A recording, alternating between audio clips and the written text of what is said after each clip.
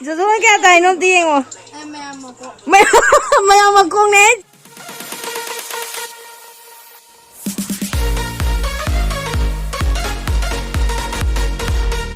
Mình vào nhau nên mà sao người ta cứ thế này đi mà. Give away pháo đâu mà ngang cái. Sao bây giờ rồi nè, give away pháo đâu mà.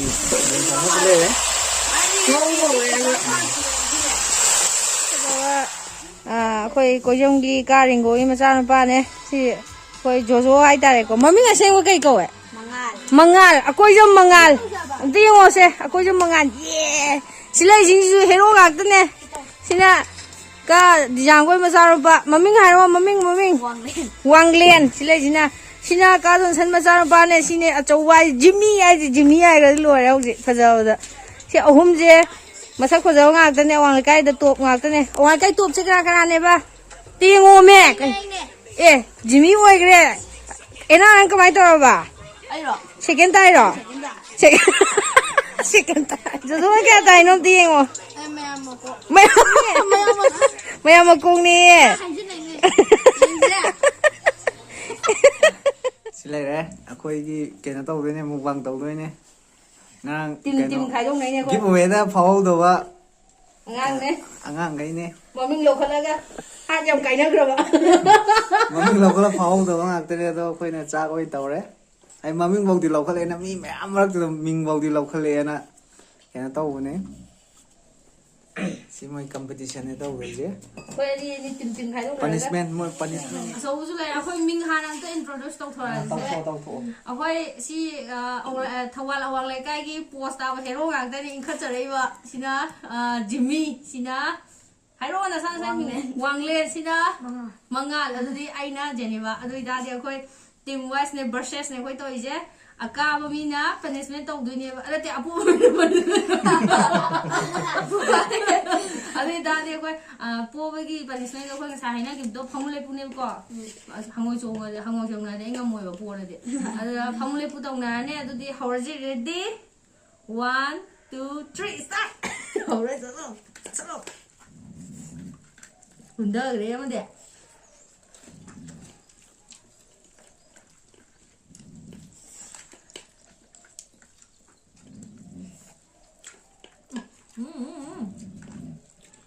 Ini kok kecil ya.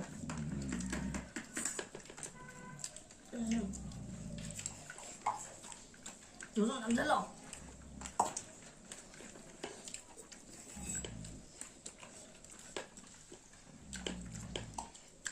Hỏi em mấy trái chứ đấy. Chú nó mới chẳng thấy người nào vậy. Suốt không lên của tao nữa.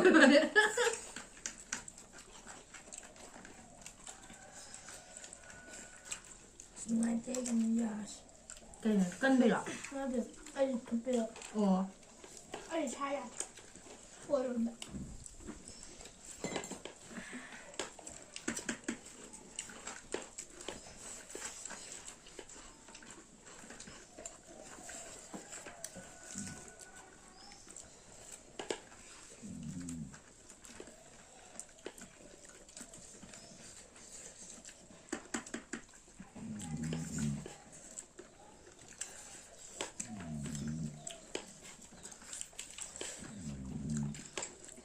Mình được cái ra đấy.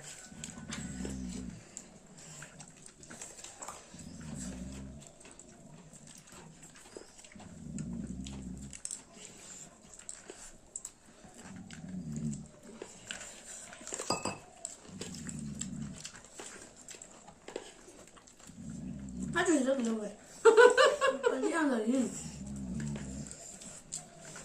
你知道我家我妹给我一盘鸡。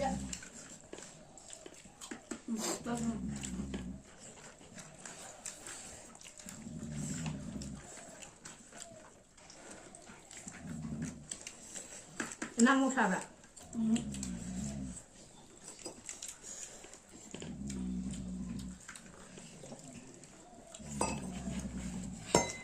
Rồi tôi sẽ tập sửa.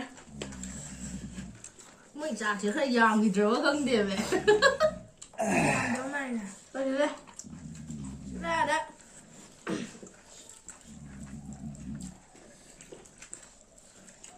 เลยพนันที่สุดเลยมั่วนั่นเดี๋ยวนี้ มาเราเขาเลยจีพนันที่สุดเลยสุดเลยเฉลิมตีอ่ะ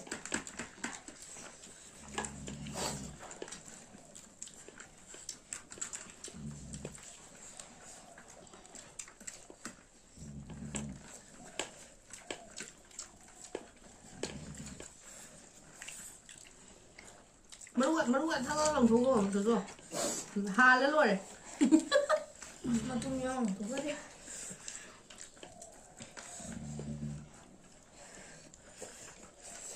ไหมจักมือเนี่ยหยาบดิ้ว เอาไหม ว่ากูเงา ว่าเก็บเงินมาหารไปที่นี่ว่าเขาเรียกจะไอ้นั่นนะเขาเรียก punishment big as in ever อันนี้ last เอาเราไว้ตรงนี้ สองคนผู้เจ้าเยอะ cha rồi anh cha rồi mới làm một đứa hàng tạo cái gì cha rồi มู thì ที่ cha ยัง rồi thì ชา ra เดือ là ดชายังชาไปที่เนี่ยเว้ยงอมดี cha rồi thì cha rồi thì ra thì nó plain rồi đó vậy ซึ่งดู ๆแล้วทีเดียวเลยผมก็จะยินก็ฟินิชไปแล้ว ว่าเราก็ดูฉันด้วยนะคดกัน camera anh năm mấy nên ngồi thôi mà không được nói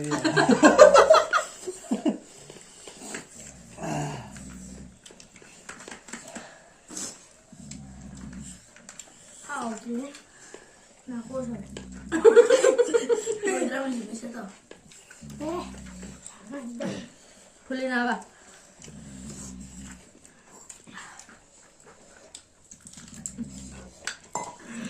ดูจ้าเชื่อคนยามมาพวกกันน้ำเต้าเลยละ ยาแม่แม่อยากดูแล้วนั่นนู่นนั่นดูเลยด้วยในหัวมีบ้าก็ไว้ใช่ไหมนะชี้ด้วยนะคุณเลยเอาสรุปตรงนี้เฮ้ย นี่จับต้องอุ้มเจ็บอ่ะ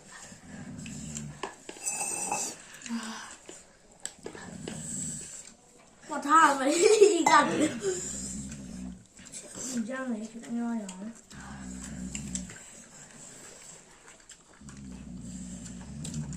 หนักพวกเดินหนาที่พวกตาเลย คุณย่าไม่ได้ดูใช่ไหม ไม่ให้บอกฮาดิบร่างเขาตัวครุกคนนี้น่ะ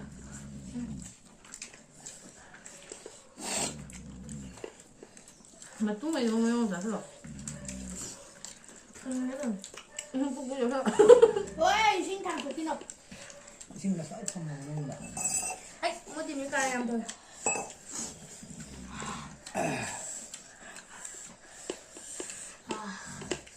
ไอ้นายคือท่าใช่ไหม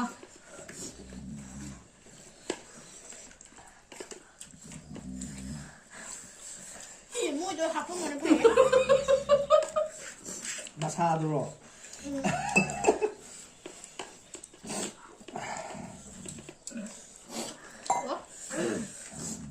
ฉันดูฉันด้วย 对， 谢谢我的梦话啥的。来让你们，มาจุ่มดิ รู้ว่าทะเลตกว่า ที่อยู่ที่กลางไหนนะพวกทำมันลายเล่าเดี๋ยววันนี้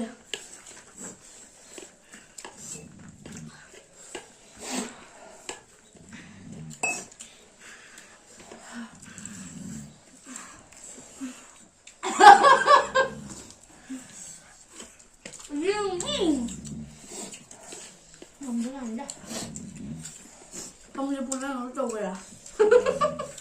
我对，对，下头对上，我这轮那什么的，要摆下来干嘛呢？来走了。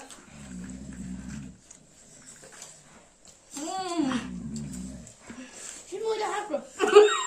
哎， Jimmy punishment như nuôi tao đâu mà lấy nó xa thì lỗi lên thì xa thì lỗi sân rồi nhỉ ใช่ผมที่เชียงมีบินรถบินช่างเลยไง 没啥。 ไงมานี่กับมันด้วยเฉย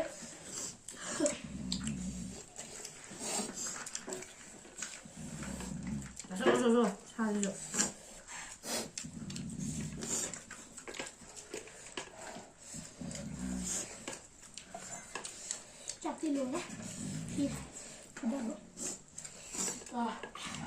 나 진짜 먹어. 짝쪽이 전부야.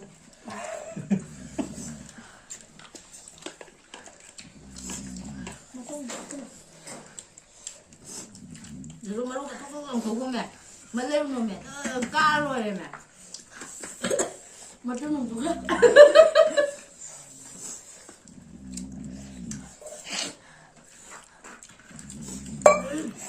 xin hãy biết cái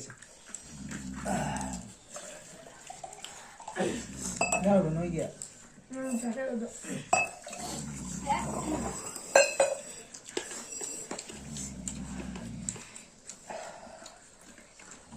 말했대.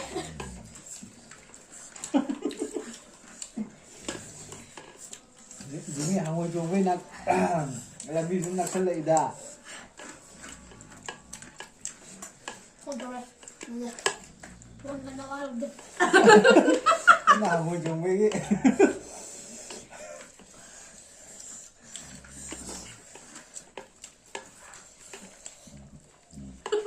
야라 노래 오빠가 이제.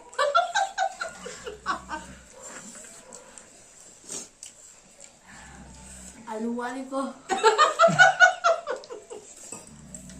일로와니 누와니.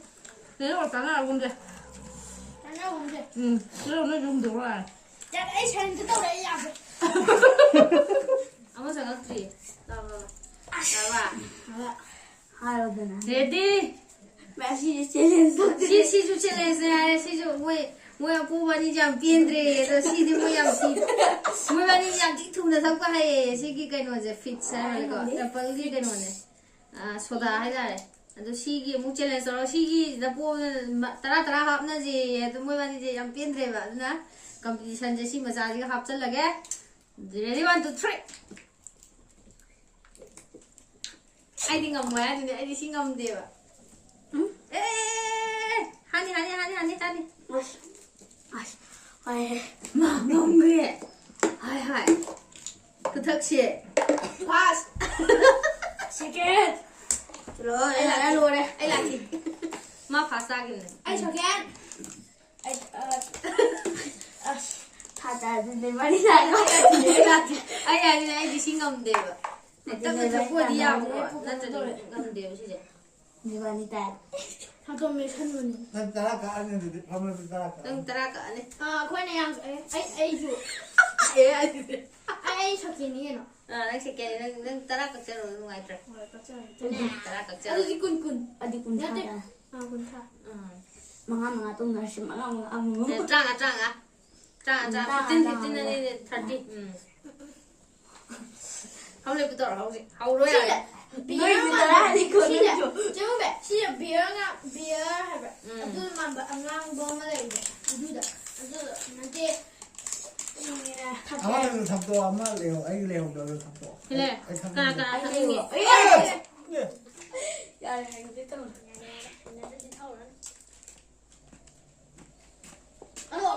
không lấy bút nó rồi mềm thăng to rồi gì mẹ 코이부터 to phá sổ 아이 가자.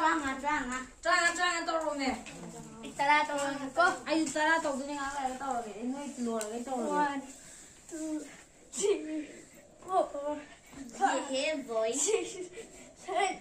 어디 또 올라오기야, 왜? nồi cái này Jimmy to rồi trang à 짱아. 아야, 너는 이거. 1 2 3 4 5 6 7 11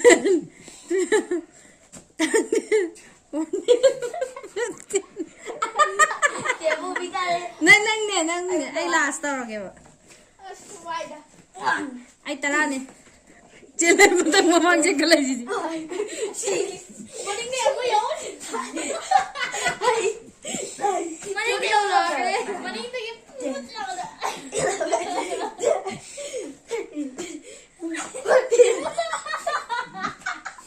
ai không tao nghe 기부비가 우와 ai xấu cái ngầm đi xin tiền thu 빠